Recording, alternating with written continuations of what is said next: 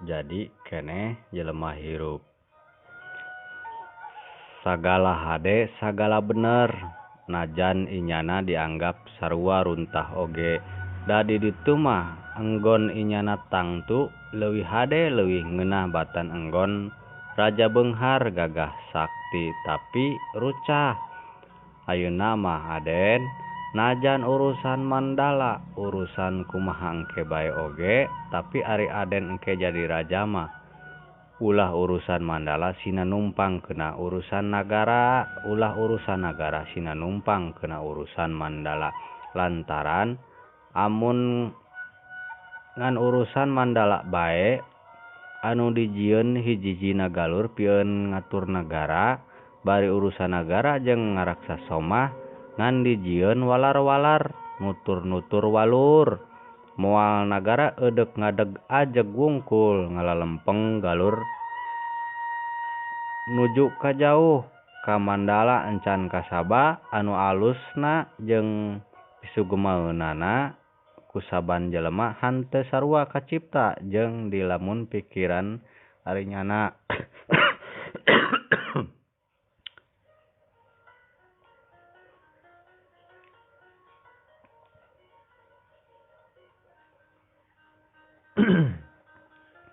Lantaran daya cipta teh di saban jelema henteu sarua. Ari daya cipta teh nyaeta daya neuleu ku mata pikir anu disebut lamunan tea. Henteu sarua eta daya cipta geus katembong natrat.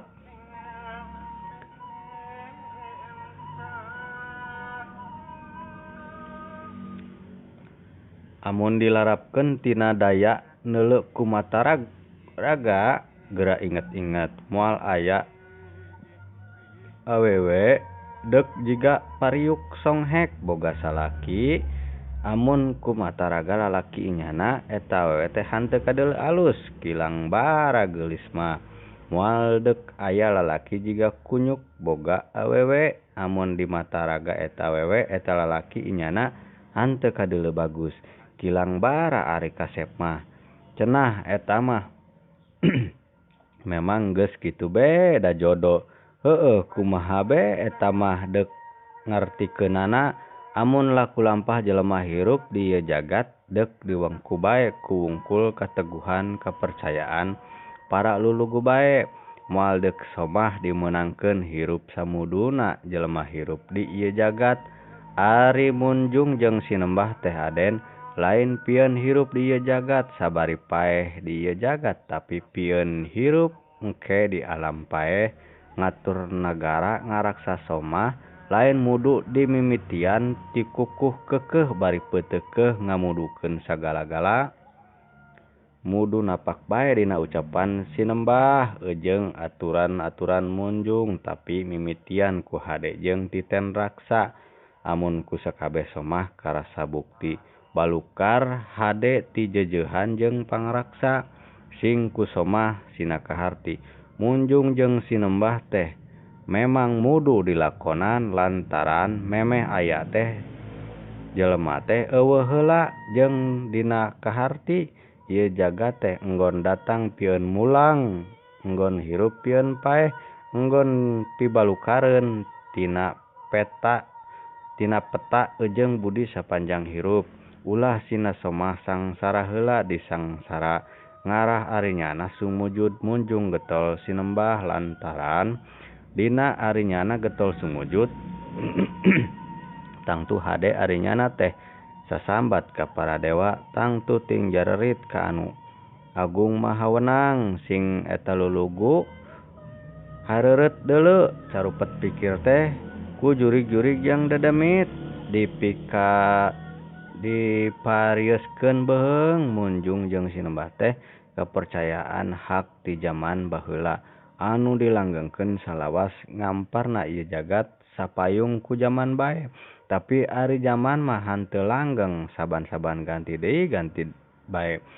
Bari saban zaman anu datang tetep natratkeun bae ka bener pikir baheula tapi oge nembongkeun ka salah pikir baheula anu bukti jeung tetela.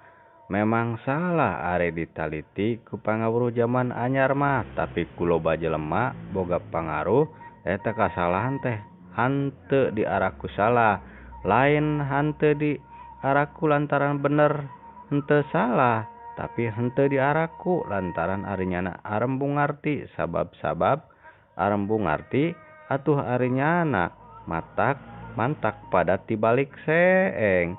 Mantak boboko kejo arinyana karosong sabab zaman ganti anyar aden beuki loba jeung beuki ebreh kasalahan panemu baheula beuki bae natrat nembonganana jalan ka Tegal pangperangan sanekala anu 450 tahun sakali mudu bae kajadian nyaeta perang marebutkeun bebener ka bener anu ku zaman anyar dibuktikeun salah tapi ku pikiran kebel kekeh bae mudu disebut bener.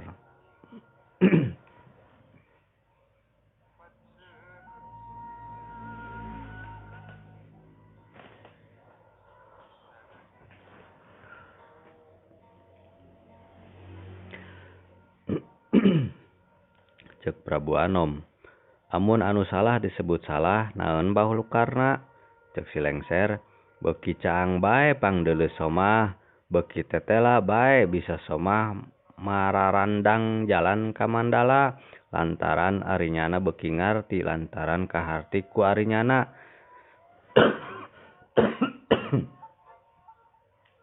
Kabeh ucapan-ucapan sinembah ari diucapkeun ku basa arinyana mah baheula para pandita ari munjung ngan ngoroweco dina basa anu harita ku somah henteu kaharti.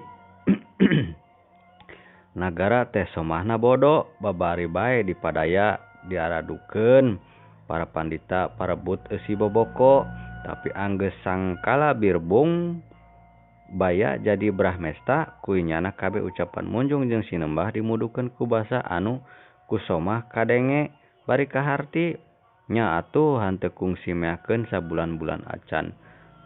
Saban upacara sinembah leuletikan oge pamunjungan anu leuletikan teh jejel bae ku sinembah bari marunjung.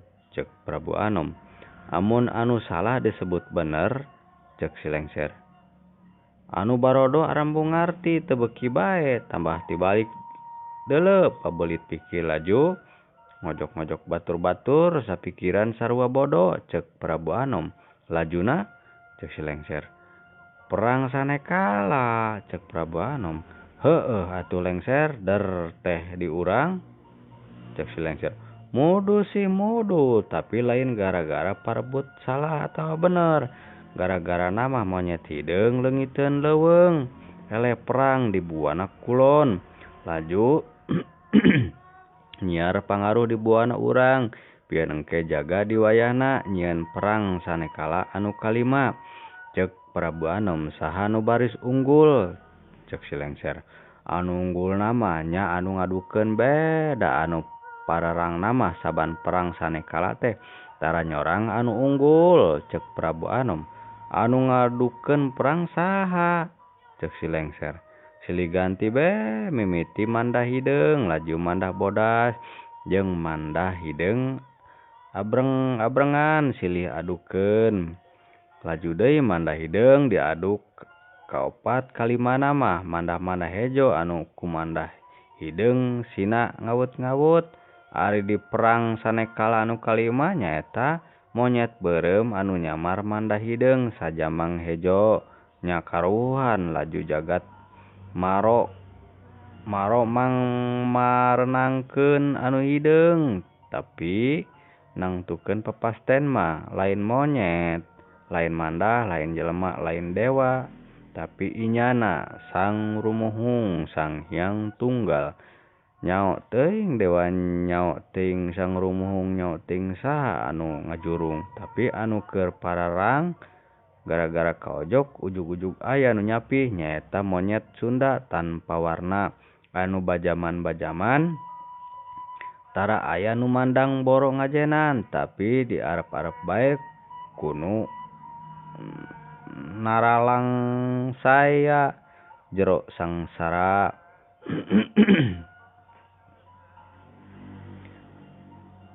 Di arep-arep bae kuno naralangsa jero sangsara ting salindung teu boga indung naronggoan bapa anu eueuh mulang monyet-monyet barodas jeung mandah harinyana nya aratoh bae lantaran ngarti eueuh agama nu nitah pasea jeung tangtu moal aya anu saling gorengkeun agama. Ari pada ngarti agama harinyana sewang-sewangan monyet-monyet harideung jeung mandah harinyana laju pada areungeuh. Anu ngarti agama mah ngan manusa. Laju ku Sang Hyang Tunggal harinyana disina jari di manusa hanteu sakabeh lantaran loba monyet harideung embung hideung harinyana unek-unekkeun bae keukeuh bae panasaran.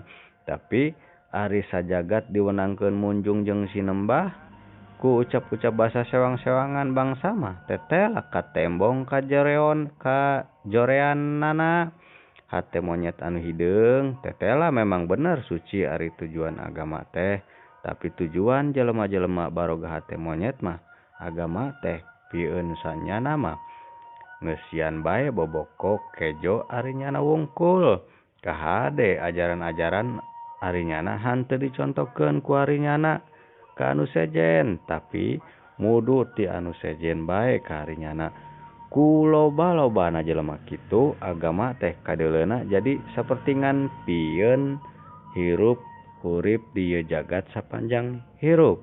Amun Aden mah engke ngadeg raja ulah diadeg poho sinembah jeung munjung teh pieun engke hirup di alam paeh.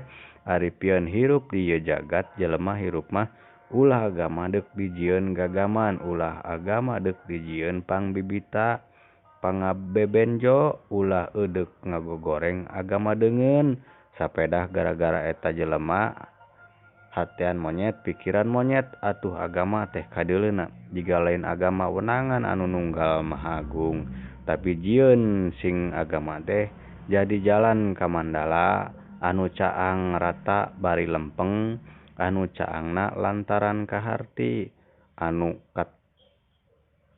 katara lantaran bisa ngabedakeun bener tina salah anu lempengna ku peta jeung budi anu hade bari bener. Memang raja teh mudu boga gagah teu aspeureup leuleus usap pageuh kepeul lega awur karuhan anu pinter mah tapi di hade raksa ulah pinter wungkul pieun senang sosoranganan.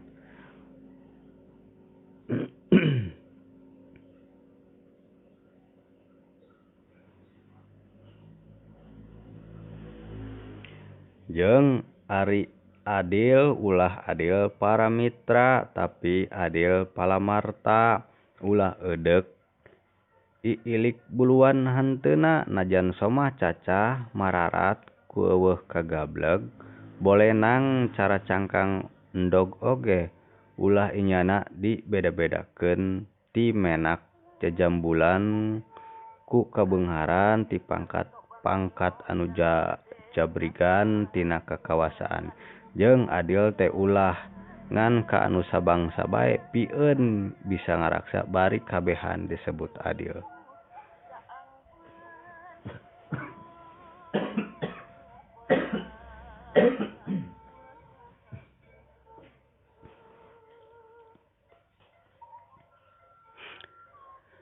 Mudu dia nyaho silokana ayakan jeung silokana aseupan. Raja najan gagah najan pinter ari hanteu adil mah moal ku somah eudek diasih. Ari raja anu hanteu diasih somah sarua jeung anu keur nopeng di ruhur panggung hareupeun anu lalajok keur nyeri huntu. Memang tangtu arinyana teh tembong sareuri tapi arinyana seuri kahiji lantaran sarieun dihukum amun teu seuri. Kadua lantaran geus kacipta sakumaha meureun resepna amun heuleu anu keur manggung ti kosewad nyuksruk ka taneuh.